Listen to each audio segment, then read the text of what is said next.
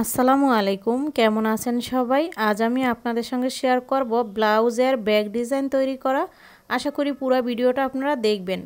এখানে আমি ব্লাউজ কেটে নিয়েছি, এরপর হচ্ছে গলার যে ডিজাইনটা তৈরি করব সেটাই আপনাদের মেপে দেখাবো। তো ফলস সহ আমি একসাথে কাপড়টি রেখেছি।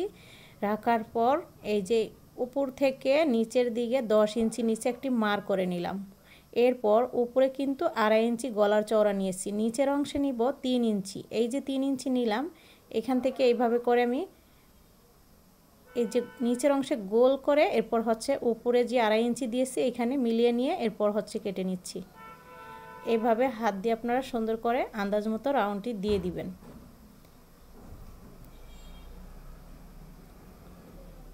তো এই যে কাতানের এখানে সুতাটা ছিল সেটা কেটে নিলাম, কাটা হয়েছিল না।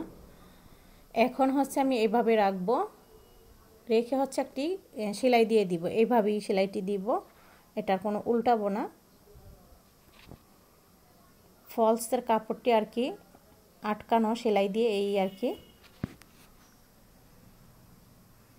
শুরুতে আমি গলার অংশে সেলাই করে নিয়েছি, এরপর হচ্ছে আরমোলের এখানে, এরপর হচ্ছে সাইড নিচ, এরপর আবারও সাইড। এইভাবে করে পুরো ব্লাউজের সাইড সেলাই করে নিতে হবে। এখন আমার ফলসের কাপড়টি লাগানো হয়ে গেছে, আমি এটা সাইডে রেখে দিয়ে এই যে ডিজাইনের পাপড়ি তৈরি করব। তো 3 ইঞ্চি 3 ইঞ্চি করে দোনো পাশেই আছে। এরপর এক কোণা থেকে এইভাবে ভাঁজ দিয়ে দিয়ে হচ্ছে এই যে এরকমভাবে ভাঁজ দিয়ে হচ্ছে এরপর কুচি কুচি করে ধরব। এরপরে যে এরকম হবে, এরপর হচ্ছে সুতা দিয়ে ভালো করে এখানে পেঁচিয়ে এরপর গিটু দিয়ে দিতে হবে। এইভাবে করে ডিজাইনের যে পাপড়ি সেগুলো তৈরি করে নিব। এই যে দেখুন এরকমটা, এরকম করে আমি 30টার মতো তৈরি করে নিব। আমি আপনাদের দুটি তৈরি করে দেখালাম, একই নিয়মে সব কয়টা রেডি করব। সব কয়টা দেখানো সম্ভব না, এই জন্য দুটি আপনাদের দেখালাম। এভাবে আপনারা এই পাপড়িগুলো তৈরি করে নেবেন, ঠিক আছে? আমি সুতা দিয়ে আবারও ভালো করে এটা পেঁচিয়ে এরপর হচ্ছে গিটু দিয়ে বাকি যে বাড়তি কাপড় সেটা কেটে নিব। এই তো এরকমভাবে আমি সবগুলো রেডি করে নিয়ে এসেছি। দেখুন এখন হচ্ছে আমি এই গলার অংশে একটি একটি করে এভাবে রেখে হচ্ছে সেলাই দিয়ে দিব। এই যে এইভাবে সেলাই দিয়ে দিব, এভাবে রেখে এক এক করে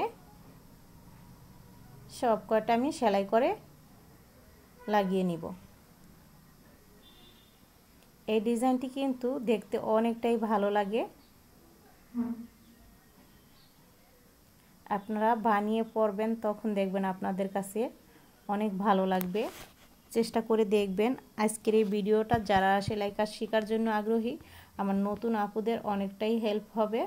কারণ অনেকেই কিন্তু ডিজাইন তৈরি করতে পারেন না।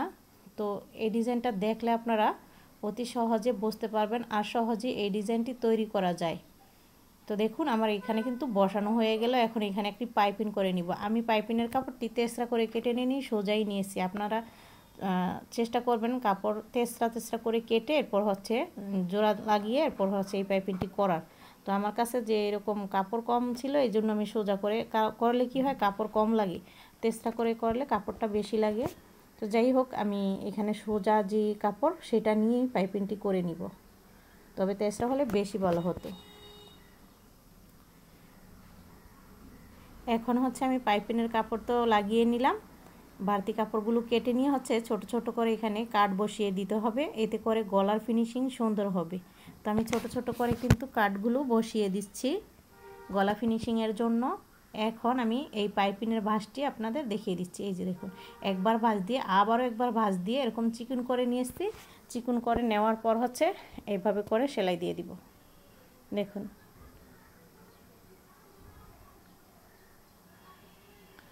এই যে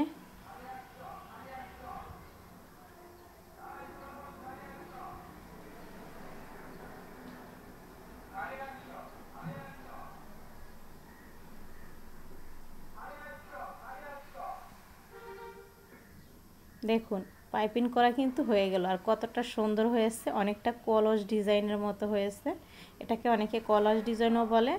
তো যাই হোক আমি কিন্তু 4 ইঞ্চি নিচে চিহ্ন দিয়ে নিলাম ফিতা লাগানোর জন্য।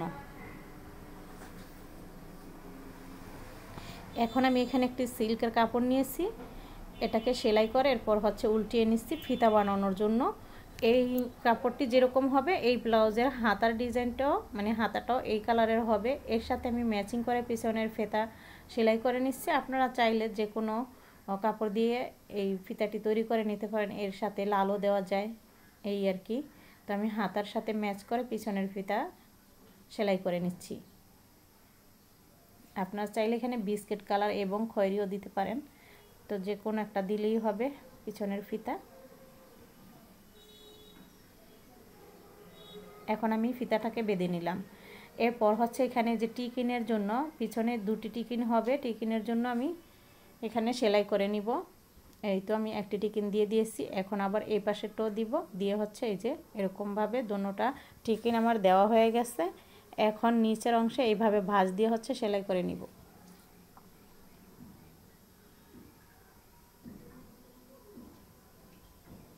তো এই তো হয়ে গেল ডিজাইনটি তৈরি করা। এখানে আরও ভালো লাগার জন্য আপনারা এরকম একটি ফুল তৈরি করে লাগিয়ে দিতে পারেন, দেখতে আরও বেশি ভালো লাগবে। আমি এই ফুলটি আগেই তৈরি করে নিয়েছি, তো আপনারা নিজেরাই দেখুন ফুলটি দেওয়ার পর কিন্তু দেখতে আরও বেশি ভালো লাগছে। আপনারা এরকমভাবে বা অন্যভাবে ফুল তৈরি করে এখানে দিয়ে দিতে পারেন।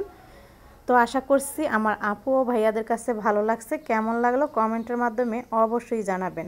আপনারা কী ধরনের ভিডিও চান সেটাও জানাবেন। যারা এখনও চ্যানেলটিকে সাবস্ক্রাইব করেন প্লিজ চ্যানেলটিকে আপনারা সাবস্ক্রাইব করে দিবেন। আজকের মতো এতটুকুই। আল্লাহ হাফেজ।